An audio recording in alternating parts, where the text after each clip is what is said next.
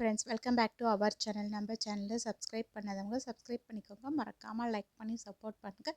நாளைக்கான ப்ரோமோவில் என்ன நடக்குது பார்த்தீங்கன்னா, மண்டபத்தில் இருந்த மகேஷ் காணாமல் போயிடுறாங்க. சந்திரகலா தான் பார்த்தீங்கன்னா மகேஷோட தலையில் கட்டையால் அடித்து மயக்கமடைய வச்சு எங்கேயோ கொண்டு போய் ஒளிச்சு வச்சுருக்காங்க. இது எதுவுமே தெரியாமல் எல்லாருமே மாப்பிள்ளையே மண்டபத்தில் தேடி பார்ப்பாங்க.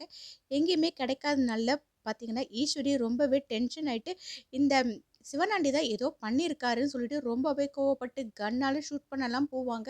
அப்போ கார்த்திக் வந்து அவசரப்படாதீங்க மேடம், அவர் எங்கன்னா வெளியே இருக்காரா, நான் தேடி பார்த்துட்டு வரேன்னு சொல்லிட்டு மண்டபத்தை விட்டு வெளியே போயிட்டு கார் எடுத்துகிட்டு போயிட்டு மகேஷோட ஃபோட்டோவை காட்டி எல்லாருக்கிட்டையும் விசாரிச்சுட்டு இருப்பாங்க. யாருமே பார்த்தீங்கன்னா மகேஷ் வந்து தெரியாதுன்னு சொல்லிட்டு இருப்பாங்க.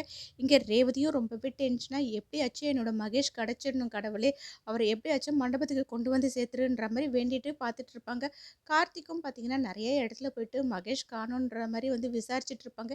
யாருமே தெரியாதுன்னே சொல்லிட்டு இருப்பாங்க. இங்கே பாட்டி வந்துட்டு இந்த கார்த்திக் எப்படியாச்சும் முருகா அந்த மகேஷை கூட்டிகிட்டு வராமல் இருக்கணும், அப்போ தான் என் பேரனுக்கு இந்த ரேவதியோட நிச்சயமாகும், அதை பார்க்கணும் எனக்கு, அப்போ தான் சந்தோஷம் அப்படின்ற மாதிரி சொல்லிட்டு இருப்பாங்க.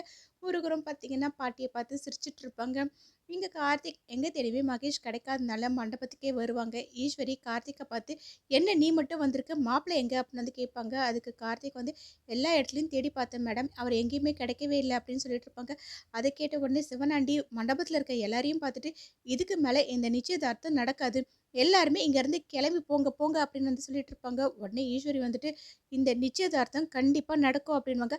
அதான் மாப்பிள்ளையே இல்லையே என்ன பண்ணுறது அப்படின்னு அங்கே இருக்க எல்லாருமே கேட்பாங்க. அதுக்கு ஈஸ்வரி மாப்பிள்ளை இங்கே தான் இருக்காரு அப்படின்வாங்க. அதை கேட்ட ராஜராஜன் என்னது மாப்பிள்ளை இங்கே இருக்காரா, என்ன ஈஸ்வரி சொல்கிற அப்படின்னு வந்து கேட்பாங்க. அதுக்கு ஈஸ்வரியும் வந்துட்டு ஆமாங்க, இந்த டிரைவர் தான் நம்மளோட மாப்பிள்ளை அப்படின்வாங்க. அது கேட்ட கார்த்திக்கு செம்மையாக ஷாக் ஆகிடும். பாட்டி ரொம்பவே சந்தோஷப்படுவாங்க. கார்த்திக் ஈஸ்வரி பற்றி என்ன மேடம் சொல்கிறீங்க அப்படின்னு வந்து கேட்பாங்க. அதுக்கு ஈஸ்வரி வந்துட்டு ஆமாம் டிரைவர், நீ தான் வந்துட்டு எங்கள் வீட்டு மாப்பிள்ளை, நீ என்ன பண்ணுற, இப்போவே மேடைக்கு மேலே போயிட்டு ரேவதி காலத்தில் நீ மோதிரத்தை மாத்துற அப்படின்னு வந்து சொல்லுவாங்க. அதை கேட்ட கார்த்திக் ஷாக்காக எப்படியே பார்த்துட்டே இருப்பாங்க. ஈஸ்வரி வந்துட்டு என்ன டிரைவர் யோசிச்சுட்டு இருக்க, நான் தான் சொல்கிறேன்ல என் பொண்ணுக்கு நீ தான் மாப்பிள்ளை, நீ மடமடைக்கு ஏறி போயிட்டு என் பொண்ணு கழுத்தில் நீ ரிங்க போடு, இந்த நிச்சயதார்த்தத்தை நம்ம இப்போவே முடிச்சிடலாம் அப்படின்வாங்க. கார்த்திக் வந்துட்டு இல்லை மேடம் அப்படின்னு வந்துட்டு ரொம்பவே தயங்கி தயங்கி நின்றுட்டு இருப்பாங்க. பாட்டி வந்துட்டு ஏண்டா பேரா ஏன் இப்படி பண்ணிட்டு இருக்க, நீ சம்மதம் சொல்ல, அப்பதான் நம்ம குடும்பம் ஒன்றா சேரும் அப்படின்ற மாதிரி.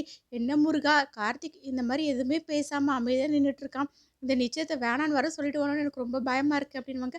முருகர் வந்து பாட்டிக்கிட்ட நீ கவலைப்படாத, பொறுமையாக நடக்கிறத மட்டும் பாரு, நீ நினைக்கிறது எல்லாமே நடக்கும் அப்படின்னு வந்து சொல்லிட்டு இருப்பாங்க. அதே மாதிரி கார்த்திக்கும் யோசிச்சுட்டு இருப்பாங்க. ஈஸ்வரியும் கார்த்திக்கிட்ட நான் தான் சொல்கிறேன்ல நீ போ அப்படின்வாங்க. கார்த்திக் தயங்கிட்டே இருப்பாங்க. எப்படி இந்த ப்ரோமோ எண்ட் ஆகும், நெக்ஸ்ட் எபிசோடில் என்ன நடக்கு தெரிஞ்சுக்க நம்ம சேனல் லைக் பண்ணுங்க, ஷேர் பண்ணுங்க, மறக்காமல் சப்ஸ்கிரைப் பண்ணிக்கோங்க. தேங்க்யூ.